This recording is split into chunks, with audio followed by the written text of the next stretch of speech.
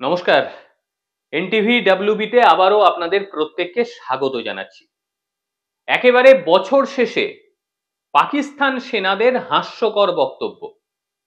তাদের কথা শুনে শুধু ভারতবাসীরা হাসছে না, এবার হাসতে শুরু করেছে আন্তর্জাতিক মহলও। কি হলো পুরো বিষয়টি আপনাদের শোনাচ্ছি। পাক সেনার বক্তব্য, তাদের নাকি ক্ষমতা রয়েছে ভারতকে যোগ্য জবাব দেওয়ার। ভারত যে কি করেছে আমার জানা নেই, যাতেও তারা বলছে যে যোগ্য জবাব দেবে। তাদের বক্তব্য, ভারতের কাশ্মীর সহিংসতার কেন্দ্রে পরিণত হয়েছে এবং আন্তর্জাতিক আইন নাকি লঙ্ঘন করছে। বিশ্ববাসীর কাছে নাকি সেটা দৃশ্যমান। আবার কাশ্মীরের জনগণের পাশে তারা দাঁড়াতে চাইছে। তাদের বক্তব্য, কূটনৈতিক অর্থনৈতিক সমস্ত দিক থেকে তারা কাশ্মীরের জনগণের পাশে দাঁড়াতে চায়। শুনুন, যে দেশটার নিজের দেশের মানুষদের খেতে দেওয়ার ক্ষমতা নেই, সেই দেশটা কিনা পরের দেশের মানুষের পাশে দাঁড়াবে। একবার ভাবুন, যে দেশটা সুযোগ পেলেই হাত পেতে দেয় যে কিছু ভিক্ষা যদি পাওয়া যায়, সেই দেশটা বলছে কিনা ভারতের এই অংশের মানুষের পাশে দাঁড়াবে। এই গাধার মস্তিষ্কওয়ালা মানুষগুলো এটাই বোঝে না যে বর্তমান সময়ে আন্তর্জাতিক প্রেক্ষাপটে কাশ্মীরের নামটা আর কিন্তু সেই জায়গায় নেই যেখানে ভ্রমণের ক্ষেত্রে নিষেধাজ্ঞা জারি থাকে। পাকিস্তানের প্রত্যেকটি এলাকা, পৃথিবীর প্রত্যেক কটি দেশ ভ্রমণের ক্ষেত্রে নিষেধাজ্ঞা জারি করে রেখেছে। কারণ কি? কারণ তারা জানে যে কোনো মুহূর্তে সন্ত্রাসবাদী হামলা হতে পারে। ভারতের কাশ্মীরও ছিল, কিন্তু বর্তমান সময়ে ভারতের কাশ্মীরের ক্ষেত্রে আন্তর্জাতিক মহল অন্তত ভ্রমণের ক্ষেত্রে কোন রকম বিধিনিষেধ রাখেনি। এর মধ্যে দিয়েই প্রমাণিত যে কাশ্মীরে শান্তি বিরাজ করছে।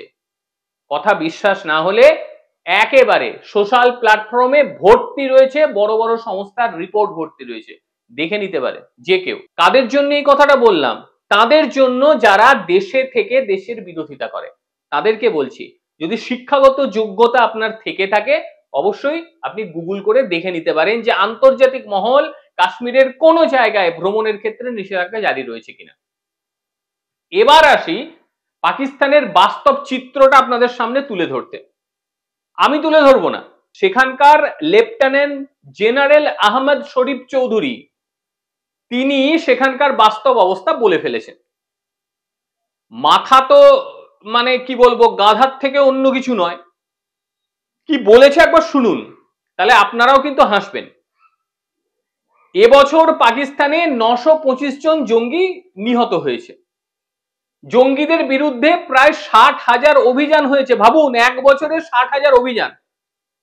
পাকিস্তান সন্ত্রাসবাদ প্রসঙ্গে মোহাম্মদ শরীফ চৌধুরী বলেছেন, গত বছরে জঙ্গিদের বিরুদ্ধে 59,779টির বেশি অভিযান চালানো হয়েছে। এর মধ্যে 925 জন জঙ্গি নিহত হয়েছে, গ্রেপ্তার করা হয়েছে বহু জঙ্গিকে।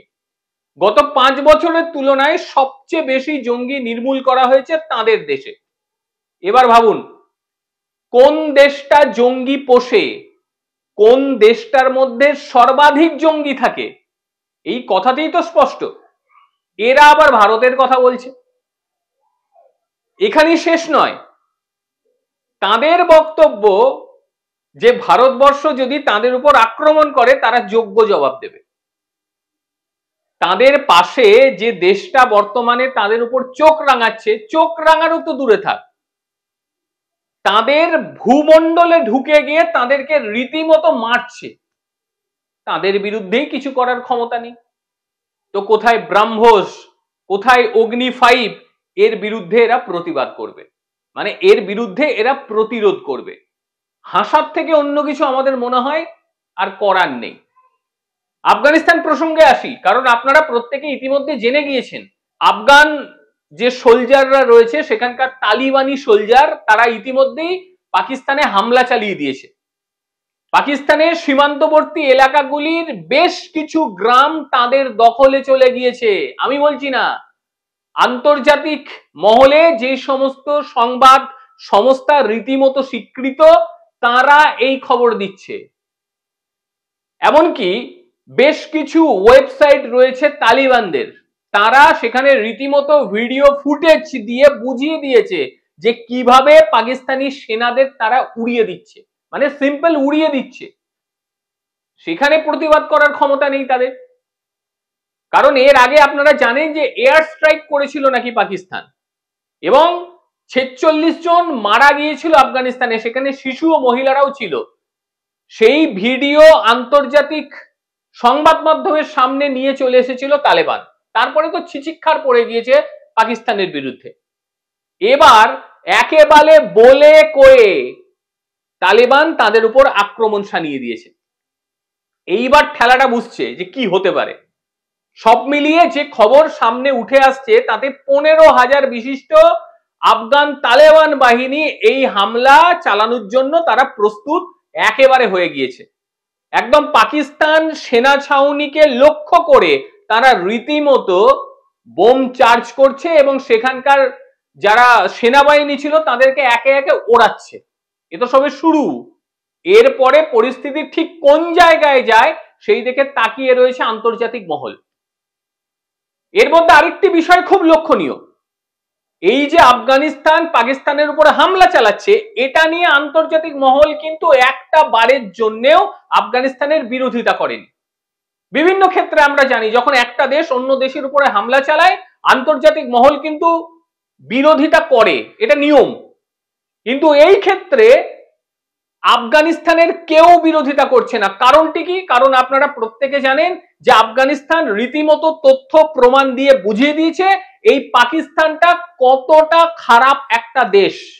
একটা সময় আমরা দেখেছিলাম যখন তালেবানরা আফগানিস্তানের দখল নিচ্ছে তখন খুব গলায় গলায় যে আমার ভাই, এখন ভাইয়ের পেছনে ছুরি মেরে দিয়েছে পাকিস্তান, যেটা তারা করে।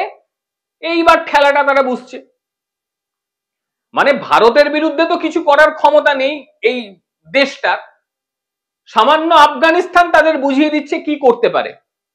একাধিক অংশ ইতিমধ্যে তাদের দখলে চলে গিয়েছে, কিন্তু পাকিস্তান একেবারে স্পিক টু নট, কথা বলার মতন জায়গাতেই নেই, কারণ পরিস্থিতিটা এই পর্যায়ে পৌঁছেছে।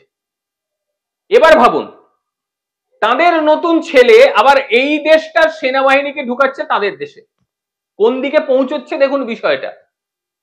মানে আমাদের এই যে পার্শ্ববর্তী দেশ রয়েছে তাদের বাবাকে রীতিমতো তুলোধনা করে দিচ্ছে আফগানিস্তান, মানে ধরে ধরে পেটাচ্ছে, এবং এমন পেটাচ্ছে একের পর এক সেনা ছাউনি দখলে চলে যাচ্ছে তালেবানদের। আন্তর্জাতিক যে সমস্ত সোশ্যাল মিডিয়া গুলো রয়েছে, আন্তর্জাতিক যে সমস্ত পোর্টাল গুলো রয়েছে, সেখানে চোখ দিলে স্পষ্ট বোঝা যাচ্ছে যে তালেবান ঠিক কতটা এগোচ্ছে। এটা সবেমাত্র শুরু, এরপরে পরিস্থিতি আরো বাজে জায়গায় পৌঁছবে। যেটা ভেবেছিল পাকিস্তান যে আফগানিস্তান যদি আমাদের উপর হামলা করে দেয় সেই ক্ষেত্রে হয়তো চীন আমাদের সাপোর্ট করবে, চীন হাত পা গুটিয়ে নিয়েছে, তারা সাপোর্ট করবে না। তার কারণ আপনারা জানেন যে চীনের সঙ্গেও বেইমানি করে দিয়েছে, যে করিডর একেবারে সেই করিডরের কাজ পুরোপুরি বন্ধ এই ধোঁকাবাজ পাকিস্তানগুলির জন্য।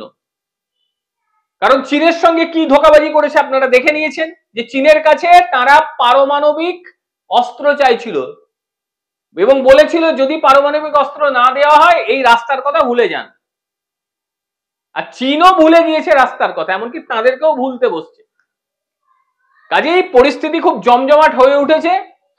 মানে নতুন বাবা, সেই নতুন বাবা সন্তানদের লালন পালন আদৌ করতে পারবে কিনা আমার জানা নেই, কারণ তাদের তো পায়ের তলার মাটি আস্তে আস্তে যেতে বসেছে।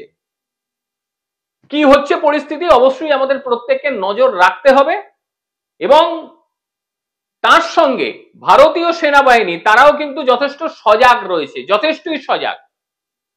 কারণ দুটো শত্রু দেশ যখন এক হয়ে যায় তখন পরিস্থিতি কিন্তু অন্যদিকে যেতেই পারে, তার জন্য তারা রীতিমতো প্রস্তুতি নিয়ে নিয়েছে যাতে কোনোভাবেই কোনো রকম ভাবে অপ্রীতিকর ঘটনা ভারতবর্ষে না হতে পারে।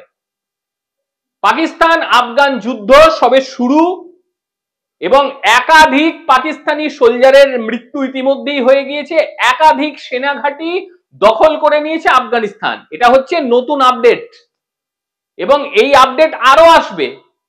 এবং পরিস্থিতি এমন পর্যায়ে পৌঁছবে পাকিস্তানের একটা অংশ এবার হাতছাড়া হতে চললো। মানে এটা হয়তো পাকিস্তান আগে থেকেই বুঝে নিয়েছিল যে আমাদের বোধহয় একটা অংশ যেতে বসেছে, সেই জন্য ওই পাশের দেশটা এবারে তো দখল নিয়ে নিয়েছে, একটা বড় অংশ পেলো আর একটা বড় অংশ গেল, এই তো ব্যাপার। যাই হোক, আজকের প্রতিবেদন কিরকম লাগলো অবশ্যই জানাবেন, আর প্রত্যেকে ভালো থাকবেন, সুস্থ থাকবেন। আবারও দেখা হবে অন্য কোনো দিন অন্য কোনো ভিডিওতে। ততক্ষণের জন্য নমস্কার।